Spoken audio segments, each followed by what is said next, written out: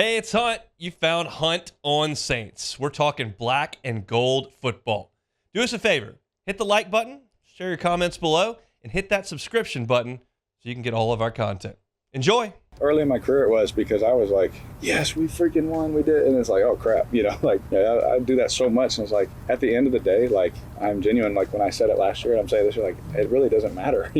Every week is a new challenge. Every game, every play is a new challenge. And that's the beautiful thing about football is you get to put the ball down and go find out. And I said that last year. I say it this year. Like, it doesn't matter what we did the first 2 weeks. Philly don't care about that. They're coming in here trying to beat us in our home. And so for us, we get to put the ball down, and the work that we put in from the off season and then this week until Sunday, that's what's going to count. That's Derek Carr talking about managing success as opposed to facing adversity. I think that was an interesting bite there at the beginning when he says early in my career we'd win. I'd be like, oh yeah, and then I'd be like, oh crap, it doesn't really matter. I think that's the biggest. Well, there's a lot of differences in the NFL and college football. One of the bigger differences is that it is truly so week to week in the NFL, and you can get smacked down by just about anybody. I don't know if the Panthers are doing a lot of smacking down these days. Just about anybody can do it. And like LSU can go out there against Nichols, and it just doesn't really matter. They play it as badly as they can play in that game, and it just doesn't really matter. And when you come to like Georgia, like they can do that against 80% of their schedule and get out alive, which they've done. They haven't lost an SEC game in 3 years because the talent disparity is so massive. It's just not the case in the NFL, as you're all very much aware. And so it's always a new challenge, and I think the Saints are positioned to handle that really well because you look at the guys they've got in that locker room, and while I have been saying all offseason that the age of the Saints roster is a negative, which it can be as far as performance goes, as far as preparation, Cam Jordan doesn't give a rip if the Saints are 2-0. Tyrann Mathieu does not care if the Saints are 2-0. Demario Davis does not care if the Saints are 2-0. Same thing goes for Marshawn Lattimore. Same thing goes for Alvin Kamara, Foster Moreau. Like, these guys have been around. These are old players. They know that some weeks are good, some weeks are not. They've all been, quote-unquote, upset, and they've all sprung upsets in their career. So I don't worry about the Saints dealing with success at all. I think they're going to be just fine as far as their preparation goes. The issue will be, can they keep up this level of play? And one thing's for sure, there are going to be some significant adjustments that go on this week in regards to the Saints offense because we saw it against Carolina and it was just brand new to everybody. And we saw it against Dallas, and Micah Parsons said after the game, like, this is wild. And the question is, can the Saints, now that the Eagles have got 2 game takes to look at, change things up? Now, Philly's had to change things up on the offense. They're a different team. If A.J. Brown doesn't play, and we don't expect him to, I think you can look at the ground game for Philadelphia being a big piece to what they want to do, and that's obvious because Jalen Hurts is as good a running quarterback as there is in the NFL, and Saquon Barkley is a phenomenal player. He went nuts for 3 touchdowns in that game down in Brazil, and he can do that any week. He's as talented a running back as there is in the NFL, especially when he's healthy, and he is right now. And Dennis Allen spoke on Wednesday about what Barkley adds to this already pretty dynamic Eagles offense. I think Saquon's speed and explosiveness and the way that he hits the hole downhill, when you watch it on tape, sometimes he just comes out of nowhere, and then next thing you know, he's 7 yards down the field. And so I think that makes it challenging. And so him being able to run the football, and then the quarterback at any time being able to pull the ball or get into some sort of spread out formation, whether it's a no back formation or a one back set, spread everybody out, get the defense spread out, and then run quarterback draws or quarterback lead plays and things of that nature. They know what they're doing in the run game, and they utilize the players that they have exceptionally well. The Saints are positioned nicely to handle the Eagles' running game from a running back perspective. You've still got some beef in the middle. You can move Cam Jordan down there. I think Brzee is playing very well. Obviously, you're missing Colin Saunders, but you got Demario Davis and Pete Werner who are very good. I trust Granderson. You can get Chase Young in there. Like they've been good against the run, and I think they can handle that. It's the running quarterback piece to this that has been a bugaboo, as you all know, for a few years now. And Hurts himself has hurt the Saints with those legs, and they've got to find a way to corral that. there have been times where Philadelphia has tried to protect Hurts a little bit and not run him as much. And I don't know if early in the season they might lean on that side of caution. If they do, that's really good for the Saints. If they don't, it's something they've got to contend with. I think the Saints are fine on the outside with Devontae Smith out there and Goddard out there. They got plenty of safeties and, of course, corners that can play. It looks like Lattimore's going to be a go, and they're going to be okay stopping the pass, and I think they can do that with minimal numbers. They need to commit a lot of resources to the run in this game against Philadelphia, and if they do that, I think they're going to be okay slowing this offense down. As far as the Saints offense goes, you heard Dennis Allen talking about the explosiveness and the speed that Saquon Barkley has. One guy's got more of that than anybody else on the Saints offense, and it's Rashid Shaheed. And Derek Carr talked about Shaheed earlier in this week about trusting him and basically throwing the ball up for him to go run under. And we've seen that happen twice now in the first 2 weeks, early in games. Hey, here's a shot play, and Shaheed's cashed both of them. Carr loves going to that guy.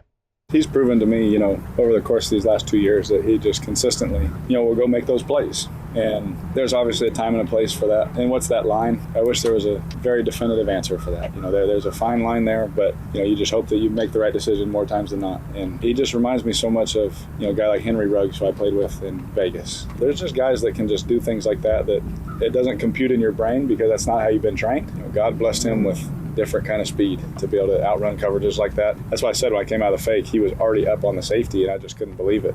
So I just gave him a chance. Speed's a powerful thing. I mean, Miami's built an entire offense around it. It's crazy, and Shaheed adds that dimension, obviously, to New Orleans, and Derek Carr trusts him now to put that ball up there. I can't remember what game it was last year, but you'll all remember if you were watching, where the Saints were in a position to take the ball and finish the game offensively with the lead. And Carr looked at Shaheed and said, just run. And it was a third down. I think that was the first game of the season. Was it against Tennessee? Yeah, and he said, just run. And he hit him. They did that in that game. They did it twice last year in a late fourth quarter situation, converting on a big play when the other team didn't have timeouts left and you could finish the game. And they made that happen. Trust between a wide receiver and a quarterback, it takes time to build. And Carr certainly got a ton of that with Shaheed. And he spoke about Shaheed's ability to kind of track balls, which is something that, that's an additional skill with the speed that he's got. The best thing that he does is track the football. I can throw a ball, as high and as far as I want and make it really hard for DBs when you throw it high to, follow the guy and still look for the ball, and he can track it and see it and go and find it, and he's even a guy that can see it, put his head down, hit another gear and know where it's going to be. And I mean, that's just gift, man. That's hard to teach. I don't like my odds personally of trying to run with Rashid Shaheed and then turn around trying to track the ball. I just don't know if I've got the ability anymore. Maybe in my early 20s. So. Probably not then either. No, because I weighed like 30 pounds more than I do now then. So probably not then either. That's an unenviable task for any NFL DB to try to run with him and track the football like Derek Carr is saying, and it's a well-made point. The Eagles have got Vic Fangio calling the defense. Apparently, there's a little bit of drama surrounding that situation. We'll get to that, but Dennis Allen spoke to Vic Fangio's longevity in the NFL. He's been coaching defense for a long time at a high level and been a part of a lot of really good defenses. And you have to be doing something right to be able to do that. And you obviously have to be able to adjust and adapt because our league is constantly adjusting and adapting. I mean, I'm sure when he first started coaching defense in our league, it was, two back sets, pro formation, slot formation, and to now where you're getting a lot more of the athletic quarterback, all right? And you're seeing a lot more quarterback run schemes. I mean, yeah, you have to be able to adjust. And the fact that he's been able to have success over the course of time tells me that he's willing to adjust and adapt to the trends in the NFL and what his players can do well. I can't substantiate these rumors and rumblings, but the word is at this point that Vic Fangio got the head coaching job with the Denver Broncos, and John Elway, who was running the Broncos at the time, wanted Gary Kubiak to be the offensive coordinator, and Vic Fangio took that job and nixed that immediately. And obviously, Kubiak wanted that job, and he was thrust to the side. And obviously now Clint, his son, is running the offense for New Orleans and is facing Fangio this weekend. Now, it's a juicy storyline to go, oh, this guy got my dad fired, got him out of a job. I'm going to run 60 points on this guy. And that's probably a little bit fabricated, probably a little bit of the media being salacious. But it's interesting to think about if Clint Kubiak did have the opportunity, as he's had the last 2 weeks, to really put the pedal down early in this game and throw up piles of points. My gut tells me it's not going to be as easy for the Saints to roll up points as it has been the first 2 weeks. Now, you look at the matchup statistically, and the Eagles have been gashed on the ground. The Saints have been as good as anybody on the ground. Alvin Kamara is second in the NFL in yards before contact. They've blocked it really well. He's run it really well. That's freed up Derek Carr to not necessarily have to throw for 325, just throw for 240 and 2 or 3 scores, and everybody's in a happy mood. I think that Philadelphia will have something for this Saints run game. But I do think at this point, I feel comfortable telling you that if they can do this again on Sunday, if they can score 35 on Sunday, if they can score 32, 33 on Sunday, I'll start to think, okay, this may be a top 3 or 4 offense in the NFL. Like I certainly would not dismiss that as I sit here today. I would not dismiss the Saints being a top 3 offense in the NFL, but I think you can rubber stamp it if you thrash Carolina, go to Dallas, run up $1 billion, score on 15 straight drives, then come out and substantiate it again with 2 weeks on tape for Philly to look at and go, okay, here we are. At that point, I'm kind of done questioning it. That doesn't mean they're going to win the Super Bowl. It doesn't mean they're going to win the South. It doesn't mean they're going to win 14 games. But it means that they have made real changes that are sinking in, and it's not just catching the league by surprise anymore. There's enough on tape for teams to understand what the Saints are trying to do offensively. If you go out and do that again against Philly, and have done that against Philly and Dallas, playoff teams from last year, with a lot of the same personnel, not all of it, but a lot of the same personnel, I mean, it starts to get real. I think everybody's confident and comfortable down here in South Louisiana. Everybody thinks that things are really good, but we don't all know. 2 weeks is 2 weeks in the NFL. You could just as easily do this in weeks 9 and 10, and it'd just be 2 nice weeks if you already had 4 losses, and you'd kind of maybe brush it off a little bit more. But because it's the first 2 weeks out of the gate and it's the only thing we have to go on, it's like, oh, this is something. If they can rubber stamp it. I told you entering last week, I called the first week a birdie. If you can validate that with a par the next week, then that's good. They validated it with an eagle. You go out there and make just a par this week, hang 30 on them. All right, I'm in. I'll get in the car. I'm on the ride. Black and gold Super Bowl.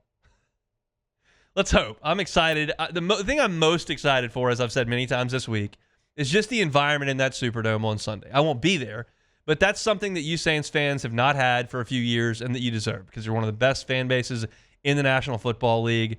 And this thing's cyclical, and you had COVID, and then you're the best player in the history of the franchise and the best coach in the history of the franchise, bailed on back-to-back seasons, and you're trying to reborn, and it just hasn't happened yet.